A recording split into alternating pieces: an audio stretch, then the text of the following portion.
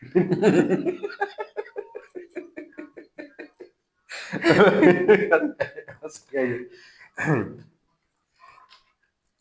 वालेकुम दोस्तों, आज मैं अकेला नहीं हूँ बल्कि मेरे साथ पीसीबी के हेडक्वार्टर में मुलाजमत करने वाले एक मेरे दोस्त हैं। इनसे आज हम बड़ी कोई पोशीदा बातें पूछेंगे, जैसे कि पाकिस्तान की टीम में सिफारिश चलती है नहीं चलती, क्योंकि ये काफ़ी ज़्यादा बातें हो रही। तो आज हम इनसे अंदर की बातें पूछेंगे कि पीसीबी के हेडक्वार्टर में आखिर होता क्या है। ये माशाल्लाह से मेरे दोस्त हैं और इनको भी मेरी तरह क्रिकेट का कीड़ा है, या ये समझ लें कि ये क्रिकेट के कीड़े हैं। और इनको इतना क्रिकेट का कीड़ा है कि ये मेरे क्लास फेलो है। जब हम यूनिवर्सिटी में लेक्चर दिया करते ना, बड़ा इंपॉर्टेंट लेक्चर होता था, तो ये पीछे बैठ के ना मोबाइल पे क्रिकेट पे स्कोर कार्ड देख रहे होते थे। वो भी पता है किस मैच का? नबेबिया और जिम्बाब्वे के मैच का। इतना कीड़ा है इनको। तो हम आज इनसे कोई बातें करेंगे कि उधर क्या बैठ के काम करते हैं और किस तरह से पाकिस्तानी क्रिकेट टीम जो है इनसे मुलाकात होती है इनकी।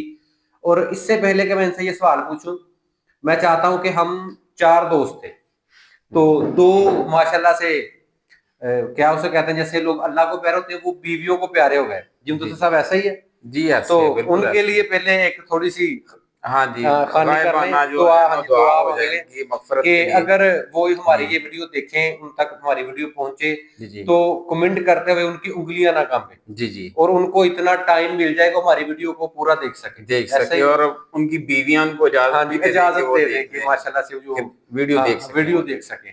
तो अगर उन तक वीडियो पहुंच रही है तो भाई हमारी वीडियो के नीचे कमेंट कीजिएगा। तो अच्छा, अब मुझे ये बताएं कि पाकिस्तान में ये बड़ी बात चल रही है कि जी पाकिस्तानी क्रिकेट टीम सिफारिश पे चलती है। इसके बारे में आप क्या कहते हैं? क्या फहीम अशरफ साहब सिफारिश पे आए थे? नहीं, मेरे ख़्याल में ये सारी मिथ हैं, इस तरह की अच्छा। बातें नहीं हैं। हम्म। जो पीसीबी है एक प्रोफ़ेशनल क्रिकेट बोर्ड है अच्छा। और जो इस तरह की जो प्रोपेगेंडा मैं कहूँगा कि जो किया जाता है नहीं पीसीबी तो के बारे में। बताएं ना फिर व्यूअर्स को कि फहीम अशरफ के पास ऐसा क्या था जो अमर जमाल के पास नहीं? मैं समझता हूँ कि इसमें जो है सिलेक्शन कमेटी का रोल है हम्म। और उन्होंने देखा है कि उसकी जो साबका कारकर्दगी थी फ़हीम अशरफ की पाकिस्तानी क्रिकेट के लिए, उन्होंने कहा कि उसे में अब जो हमारा स्क्वाड है उसके अंदर ये बेहतर परफ़ॉर्म कर सकते हैं, तो इसलिए उन्होंने इसको इसमें शामिल मतलब कि किया। आप पीसीबी जी। को डिफेंड करने की कोशिश कर रहे हैं। मैं मिथ को तोड़ने की कोशिश कर रहा हूँ जो कि एक प्रोपेगेंडा किया जाता है पाकिस्तानी क्रिकेट अच्छा, बोर्ड के वैसे बारे कभी में। आपकी बाबर आजम से मुलाकात हुई है? नहीं, मेरी बाबर आज़म से कभी मुलाकात नहीं हुई। तो वैसे आपको लगता है कि उनकी जो फॉर्म आजकल चल रही है, उसमें जो किरदार है, जैसे 2 दिन पहले उनके फादर साहब का ट्वीट भी आया था, हुँ। तो आपको लगता है कि उनको ऐसे ट्वीट करने चाहिए एज़ ए फादर कि मैं उनका कोच हूँ या ये वो? क्योंकि पहले भी उन्होंने ट्वीट काफ़ी ज़्यादा किए थे बाबर आजम को लेके कि मैं हम जवाब देंगे बल्ले से, क्योंकि जब वो बल्ले से जवाब देंगे तब तो पता चल जाएगा सबको, क्योंकि उनको भी ज़रूरत है अपनी गेम पे मेहनत करने की। ऐसे ऐसे। लेकिन मैं समझता हूँ कि सबसे बड़ी जो उनकी अंदर वीकनेस है, हुँ। उन्होंने अपने आप को मॉडर्न क्रिकेट के लिहाज से ना इम्प्रूव नहीं किया। या आप कह सकते हैं कि वक़्त के मुताबिक जो इनको इम्प्रूवमेंट चाहिए थी, वो उस तरह की नहीं, इम्प्रूवमेंट वो नहीं फिटनेस लेके आए। आपने तो उन्हें फिटनेस देखा के है, इश्यूज़ हैं उनके। मतलब देखा उधर अकेडमी में खेलते, फिटनेस है उनकी? लगता है आपको कि नहीं, विराट कोहली के साथ या हार्दिक पांड्या के साथ उनकी फिटनेस मैच करती है? फिटनेस के इश्यूज़ हैं उनके, ये इसमें कोई शक नहीं है आपकी बात में। जो विराट कोहली हैं, अहम एक वर्ल्ड क्लास बैट्समैन हैं और मैं समझता हूँ कि दुनिया के जो जितनी भी हिस्ट्री में हुए हैं बैट्समैन, उनमें ग्रेट ऑफ द ऑल हैं, ठीक है? अच्छा, ये जो परसों आपके ख्याल में फाइनल है चैंपियंस ट्रॉफी का, जिन्हें हम होस्ट कर रहे थे, जी। तो आपको क्या लगता है कि वो कौन सी टीम जीतेगी? न्यूजीलैंड या इंडिया को एडवांटेज है वहां पे खेलने का और उनकी टीम स्ट्रांग है? आपके मुताबिक कौन सी टीम? इंडिया को बहुत ज़्यादा एडवांटेज है, इस वजह से कि बाकी जो टीमें हैं उन्हें बहुत ज़्यादा ट्रैवल करना पड़ता है कि एक मैच वो दुबई में खेलती हैं, उसके बाद उन्हें पाकिस्तान आना पड़ता है। फिर से वो दुबई जाती हैं, वहाँ पे खेल के फिर वो पाकिस्तान आती हैं, ठीक है? लेकिन इंडिया जो है वो कितने दिनों से वहीं पे ये क्रिकेट खेल रहा है और नहीं, उनको वैसे उसकी उनकी कंडीशन का टीम बिल्कुल जो है, पता है। मतलब जैसे जडेजा है या मतलब जी। अक्षर पटेल है, खैर उधर भी सेंटनर है, लेकिन मतलब उनके पास 4 स्पिनर्स हैं। इसका भी एडवांटेज है या वो उनकी मेहनत है या वो अच्छे नहीं, किसी भी कंडीशन में मतलब अच्छे उनके पास सोर्सेज़ होते हैं?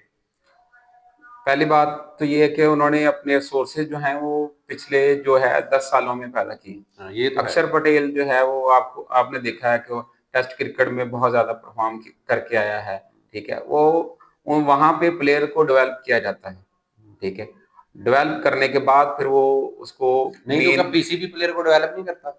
जैसे अहमद शहजाद कहते हैं जी वो हालांकि आपको क्या लगता है, ठीक है ना, इसका आपने जरा जवाब मुझे देना है कि आपको क्या लगता है कि अहमद शहजाद जो है पीसीबी का कसूर है या उनकी अपनी मतलब कसूर है कि वो सारे फॉर्मेट खेलते थे और अब 34 साल की उम्र में वो बैठ के शो कर रहे हैं, इसमें किसका मतलब है? मैं समझता कि अहमद शहजाद के मामले में सवाए अहमद शहजाद के और किसी का कसूर नहीं, क्योंकि उन्होंने उनका जो रवैया था ऑफ द फील्ड हमेशा ही जो है मसले मसाइल रहे। जिस तरह उमर अकमल का भी यही सीन था उमर कि अकमल उसका का भी मतलब जी जी ऑफ द फील्ड उनका भी यही जो है उनका प्रॉब्लम था। उनका रवैया जो था वो बाकी प्लेयर्स और मैनेजमेंट के साथ, कोचिंग स्टाफ के साथ ठीक नहीं था। और और ये जो टैलेंट की बात करते हैं, मतलब टैलेंट है, जैसे हमारे पास अभी रिसेंटली एक वो हैदर अली आए थे या मतलब मोहम्मद हारिस थे, तो वो बात ये करते हैं कि जी वो पीसीबी ने उनको खराब कर दिया। ऐसे मतलब बातें सुनते हैं कि अहमद शहजाद कहते हैं कि मुझे पीसीबी ने मुझ पे गौर नहीं किया, उमर अकमल का भी यही गिला शिकवा था। जी उसके बाद हमने हैदर अली को देखा, तो क्या पीसीबी ऐसा क्या कर सकता है? या फिर देखें ना, जैसे आप अपने मुखालफ कंट्री में देखें, केएल राहुल थे, ड्रॉप हुए, मेहनत करके वापस आए, ठीक है। इसी तरह से आप देखिए कि अब वो वरुण चक्रवर्ती दुबई में जलील हुए थे पाकिस्तान के हाथों, मेहनत करके वापस आए। जडेजा भी चैंपियंस ट्रॉफी के बाद निकाल दिए गए थे 17 की, फिर मेहनत करके वापस आए। तो हमारे प्लेयर्स ये कहते थे जी हमें मतलब गेम को इम्प्रूव नहीं करते, वो कहते हैं जी पीसीबी का कसूर है। मतलब पीसीबी आपको क्या लगता है कि ऐसा क्या बेहतर कर सकता है, या पीसीबी के इनके साथ ताल्लुकात कैसे बेहतर हो सकते हैं? पीसीबी का मैं समझता हूँ कि जो अगर बाकी बोर्ड से डिफरेंस है तो वो सबसे बड़ा डिफरेंस ये है कि हमारे जो है जो मैनेजमेंट होती है, या आप हाई ऑफिशियल की बात करें या उससे भी ऊपर चले जाएं, चेयरमैन की बात करें, तो वो कभी भी जो है ना वो चेंज हो जाते हैं। बार बार चेंज होते मतलब रहते हैं, पूरा ठीक है। सिनेरियो ही वो उनका बदल टेन्योर जाता है। पूरा नहीं होता उससे पहले, जैसे गवर्नमेंट चेंज होती है हर गवर्नमेंट जो है अपना चेयरमैन ले आती है, तो जिसकी वजह से जो पॉलिसी जो होती है वो कंसिस्टेंट नहीं रहती। नहीं, पॉलिसी नहीं रहती। जैसे अभी राशिद लतीफ साहब ने एक बात की थी थोड़े दिन पहले कि पाकिस्तान में सिलेक्शन मेरिट पे कैसे होगी जब आपका जो मतलब चीफ है, जो मतलब मोहसिन नकवी साहब है, वो ही मेरिट पे नहीं आए। जाहिर बात है वो सियासी बेस है ना। और उसके बाद राना सनाउल्लाह ने भी शायद कहा था कि ये एक बड़ी अच्छी पोस्ट है पीसीबी का चेयरमैन बनना। वो शायद आपको इलम के लिए उन्होंने कहा था कि यहाँ बड़े पैसे बनते हैं।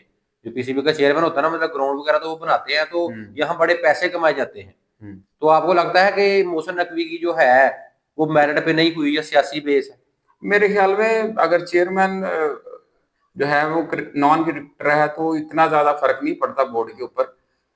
लेकिन जो अगर वो अगर बाकी मसलन बोर्ड के अंदर जो बाकी जो ऑफिशियल्स हैं या मतलब आप स्टाफ है उसके वो अंदर अगर नॉन क्रिकेटर लोग हैं बैठे हुए हैं जो कि पॉलिसी बनाते हैं और इसको इंटरप्रेट करवाते हैं, तो अगर वो नॉन प्रोफेशनल होंगे, वो क्रिकेट से नहीं होंगे, तो उनका इम्पैक्ट जो है वो ज्यादा नहीं पड़ेगा। लेकिन पर इस मतलब वक्त ग्राउंड बनाने तक तो ठीक है, जी मतलब ग्राउंड बना दिया, मोहसिन नकवी ने बड़ा अच्छा काम किया।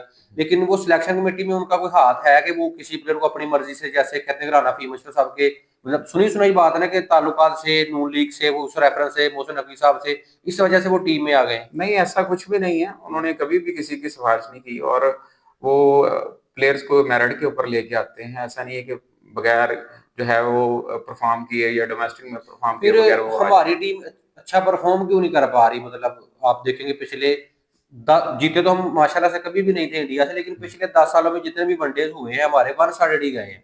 मतलब अब अवाम ने ये सोचा था कि हारना ही है, जैसे भी हार जाए, मतलब उनकी एक्सपेक्टेशन ही नहीं थी। तो ये क्या मामला है कि हमारे प्लेयर्स, हालांकि हमारे पास किंग भी था, best wicket keeper in the world Mohammad Rizwan साहब भी थे, वसीम अकरम जिसे हम शीन अफरीदी कहते हैं वो भी थे। तो क्या आपको लगता है कि इन प्लेयर्स को जो इंडिविजुअल परफॉर्मेंसेज हैं वो इम्प्रूव करने की जरूरत है कि 2 3 4 साल जो था वो इनका नाम बना, फिर उस नाम को लेके चल रहे हैं, लेकिन उनमें वो बात नहीं रही जो कि उस नाम के में होनी चाहिए थी?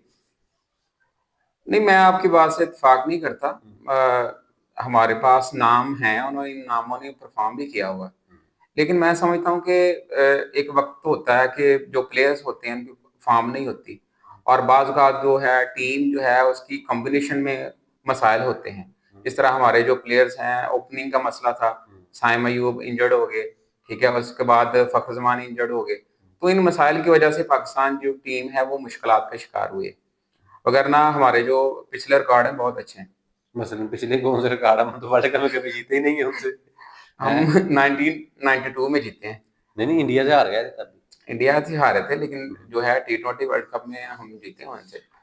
लो जी, ये माशाल्लाह से मेरे दोस्त पीसीबी ऑफिशियल से आए थे, तो लेकिन मैं आपको बताता चलूं कि ये पीसीबी में नहीं थे, लेकिन इनकी बातों से आपको ये नहीं लगेगा कि ये पीसीबी से नहीं थे।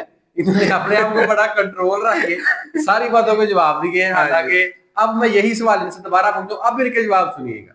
जी जी मुदस्सर भाई बताएं जरा, पाकिस्तान में सवारा चलती है कि नहीं? बिल्कुल चलती है जी, ये पूरी धड़ल्ले के साथ चलती है जी। फहीम अशरफ जो है वो नून लीग के पांव पकड़ के आए हैं, तो खुदा का वास्ता मुझे टीम में ले आए।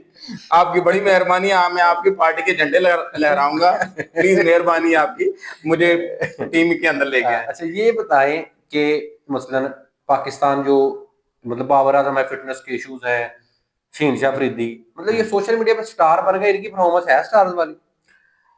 मेरे ख्याल में जो इनका स्टारडम था ना वो खत्म हो चुका है, क्योंकि एक टाइम पे ये स्टार वाली इनके अंदर मतलब झलक जब नजर आई पाकिस्तान थी इंडिया से जीता था, जी हाँ जी, जब शीन शाह उस अफरीदी। टाइम पे इनके अंदर ये झलक नजर आई थी। ठीक है, उसके अलावा बाबर आजम की बात करें तो 2019 का जब वर्ल्ड कप था तो उसके अंदर बाबर आजम के अंदर भी ये झलक नजर आई थी। लेकिन मैं समझता हूँ इसकी में बहुत बड़ा किरदार जो है वो सरफराज की कैप्टनसी का था। ठीक है, नो कोई शक नहीं। 2017 की जो चैंपियन अच्छा ट्रॉफी थी यहाँ उसकी। से मुझे बताएं, एज ए पीसीबी ऑफिशियल नहीं वैसे, हाँ जी। आपको लगता है कि जो हमारी टीम ने बुरा परफॉर्म किया चैंपियंस ट्रॉफी में, उसमें रिजवान का मतलब कप्तानी का कोई कसूर था?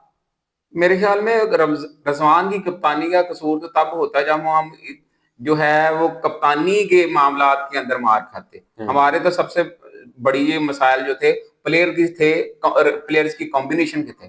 ठीक है, जो ओपनिंग स्लॉट था उसके अंदर हमने जो है वो एक ही ओपनर लेके गए हैं, और बार बार जो बाबर आजम ने कभी भी ओपनिंग नहीं की, और वो है तीसरे नंबर का ये प्लेयर।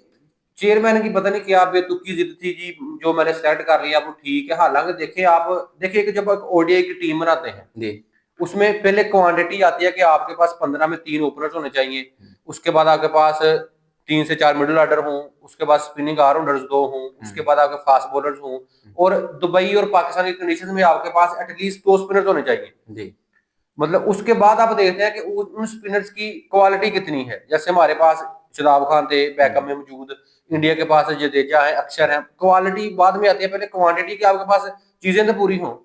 हमने चीजें नहीं पूरी की। मतलब ये तो बाद का मसला था ना कि हमारे पास इमाम था, हमारे पास रोहित शर्मा नहीं थे, लेकिन एटलीस्ट 2 ओपनर तो होने चाहिए थे ना, 2 स्पिनर होने चाहिए थे। अब हम न्यूजीलैंड जा रहे हैं जहां पे 2 ओपनर्स भी लेके जा रहे हैं हम, इमाम और अब्दुल्ला, और 2 स्पिनर्स भी लेके जा रहे हैं। हालांकि वहां अगर स्पिनर एक भी चला जाता तो कोई बात, लेकिन ये पीसीबी के जो चेयरमैन इतनी जिद क्यों करते हैं? उन्हें लगता है कि जो वो कर रहे हैं वो ठीक कर रहे हैं।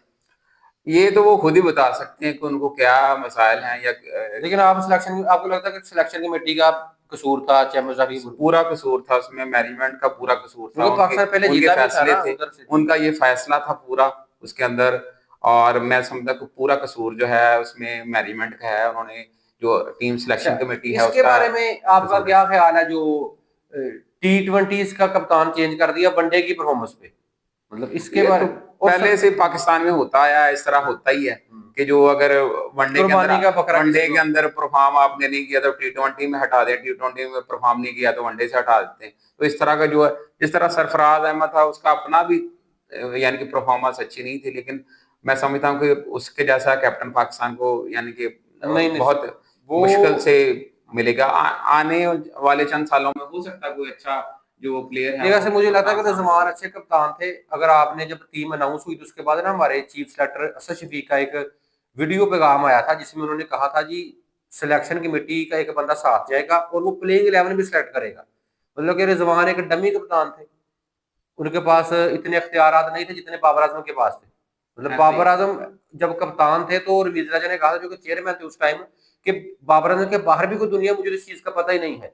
मतलब इतने अख्तियारात थे, लेकिन वो अपने यारों दोस्तों को खिलाते रहे। इमरान खान के बाद अगर कोई स्ट्रॉन्ग कैप्टन आया था ना, यानी कि जिसका सिलेक्शन कमेटी बोर्ड के अंदरूनी मामला इसमें सब में होल्ड था, तो वो बाबर आजम लेकिन थे। वो उसको इस तरीके से यूटिलाइज नहीं कर पाए। एग्जीक्यूट पूरी तरह वो नहीं कर सके, और जो कप्तानी की उनके अंदर खामियां थी वो ऐसा ऐसा नजर आना शुरू हो गई, और ये साबित हुआ कि वो बहुत ही, यानी कि बुरे एक कप्तान थे। एवरेज हाँ। कप्तान से एक बुरे कप्तान साबित लेकिन जितना अरसा उनको दिया गया, मतलब वो एक इंडिया वाली जीत के बाद, हालांकि वो भी इंडिविजुअल परफॉर्मेंस थी हुआ। हाँ जी। शहीन की, बाबर की और रिजवान की, उसमें कप्तानी का कोई किरदार नहीं था। लेकिन रिजवान को भी उतना मौका देना चाहिए था। या फिर अगर आप ये सोच रहे हैं कि आपने अप्रोच चेंज कर देनी T20 की, बेसिकली यही एजेंडा है ना इसके पीछे, कि आपने अप्रोच चेंज करनी है, तो क्या सलमान लियागा है उस अप्रोच के काबिल कि वो बिल्कुल चेंज कर, जिनका 72 का T20 में स्ट्राइक रेट है?